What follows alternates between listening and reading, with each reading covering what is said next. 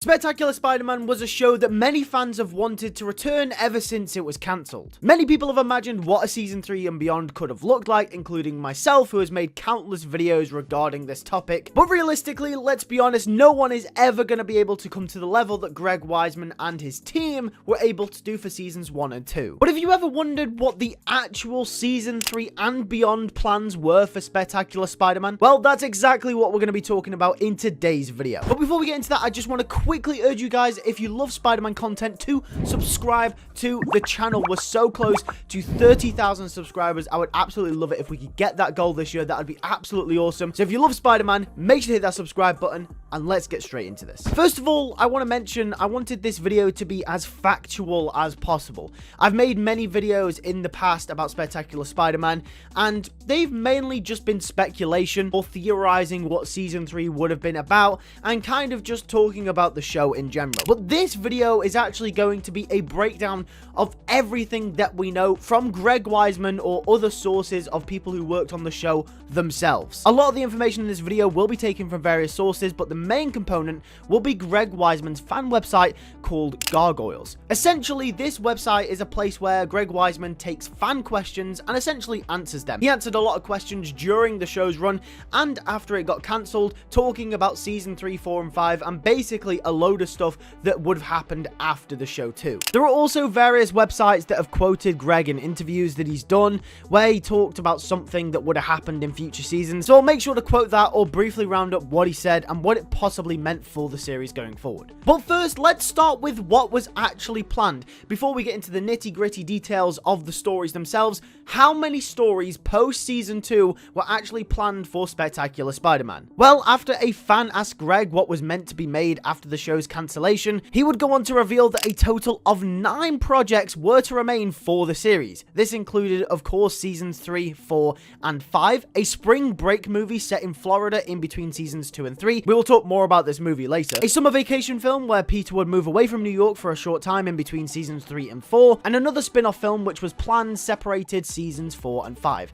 After Senior Year, Weisman reveals that they also plan to make another series of direct-to-DVD films about Peter's college years as well. So there was a lot of seasons and a lot of movies planned for Spectacular Spider-Man. In fact, we were kind of robbed when you think about it. But what would have been the stories told in these seasons and these films? Let's break that down. First of all, let's start with our main character, Peter Parker. There was a lot to cover for Peter and the plans that they had for him in season 3 and beyond, but we'll start with the introduction of spider tracers. On Greg's fan website, he responded to a post in 2009 stating that he had plans to introduce spider tracers in future seasons, after a fan asked why they weren't already in the show. This means that Spider-Man would have gone on to have more gadgets and would upgrade his arsenal. Speaking of gadgets and tech, the Spider-Mobile would have also been introduced in seasons 3 or 4. There would have also been a major storyline in season 3, 4, or 5 about Peter's web shooters and how he created them too, which would have been very interesting. So a lot could have changed with Spider-Man's appeal, and a lot of the tech and gadgets that he used throughout the series would have had major storylines or upgrades in the coming season, which I think is really, really cool because we didn't really see much of that in seasons 1 and 2, but come to season 3, 4, and 5 and possibly the movies, a lot of that would have been incorporated into the story. But going on to more major storylines, an obvious one that everyone will point out is that Peter would have eventually been married to Mary Jane Watson at some point down the line after the 5th season. When asked whether he'd be interested in marrying Peter and MJ in the direct-to-DVD college films that would have come after season 5, Greg Weisman simply responded with, yes, eventually, which is always good to hear. So we knew that it was on the cards, we knew that it was planned. Unfortunately for Mary Jane Watson, that's all we kind of know about her character, that she'd end up marrying Peter, but obviously we can assume that her character would have been built up more through seasons 3, 4, and 5 if they were eventually to get married at the end of the entire show's run. And then of course the final major storyline that we know would have involved Peter Parker is a story involving Peter's parents. No other detail was given other than a short yes in answer to a fan, so we don't know if it was them physically coming back or whether it would have been a similar story to the Amazing Spider-Man films where Peter's father played a major role in the background as stuff unveiled in the present. That's pretty much all we have on Peter Parker, but it's a lot of stuff really when you think about it. So let's move on to the high school and side characters. Flash Thompson is probably the most interesting character that we have details on, as Weisman has stated that Flash would have gone on to have major development that could have involved the reason as to why he started tormenting Peter after being best friends with him growing up. However, Weisman was on the fence about revealing the reason as to why Peter and Flash's relationship was so sour during the start of the show, but it very much would have played a part in his development for Season 3. We also know that Weisman wanted to adapt Peter and Flash's boxing match from Amazing Spider-Man issue 8 in the show at some point as well, possibly Season 3. Another interesting character with a lot of details that we know about is actually Professor Miles Warren. Now, Miles Warren didn't show up that much in Seasons 1 or 2, but he was kind of just there in the background,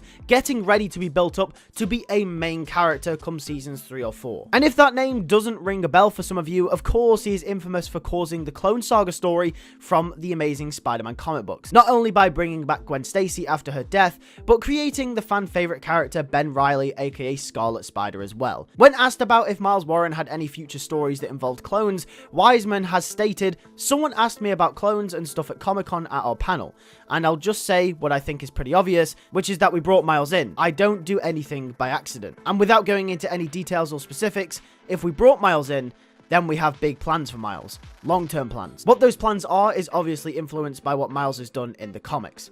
This quote pretty much confirms that they were going to do the Clone Saga. I don't think I need to tell you guys anything else. Literally, that's the least cryptic way of saying, yes, we are doing Ben Reilly in the Clone Saga without directly saying it. Moving on to a character that did actually have a lot of screen time during Seasons 1 or 2, Felicia Hardy. We know that her character would have had a story revolving around the undesired anxiety revolving around that Season 2 cliffhanger with Walter Hardy. Peter obviously doesn't let her break him out of prison since it's revealed that he's Uncle Ben's killer, and this is something that Weisman wanted to explore in future seasons. Moving on to another fan favorite character in the show, Eddie Brock was another interesting character that had a lot of details attached to what we could have seen in Season 3. Greg Weisman has even stated that he had plans for a Season 3 storyline for Eddie Brock in Ravencroft, which doesn't seem that crazy at first, except when you consider that Weisman has also stated that the gene cleanser didn't actually affect Venom in any way during Season 2. And given the fact that Cletus Kasady had been introduced partially in Season 2 as well,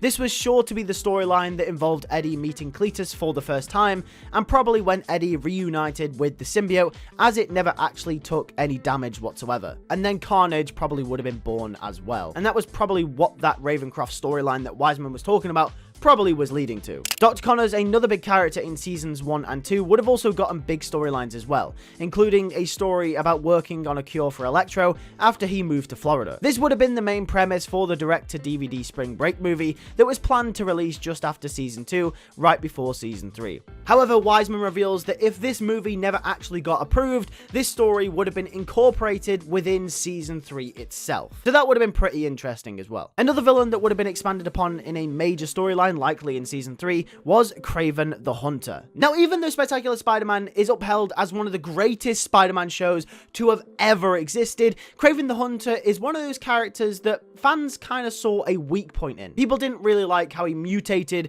into a giant animal during the show. This was one of the things that the fans didn't really like. However, Greg Weisman reveals that this was inspired by Ultimate Spider-Man, and in fact, in Season 3, or a future story, this was going to be expanded upon majorly, and it would have become a big part of the character. It was also revealed by Weisman that this story in Season 3 would have been connected to a story about John Jameson as well, possibly connecting it to the introduction of Man-Wolf, which would have been really interesting, and that sounds like a crazy direction for that story. So yes, the mutation of Craven the Hunter would have become a more meaningful part of the character, and I think a lot of the issues that fans had with it would have been fixed and remedied going forward in future stories. And last but not least, the final character that we have major details on is, of course, Norman Osborn, arguably the greatest and the biggest villain of the entire show. Weisman reveals that Norman's public image would have been sympathetic going into Season 3, after it is revealed that he was under the influence of Goblin Green, which is the reason as to why he became the Green Goblin.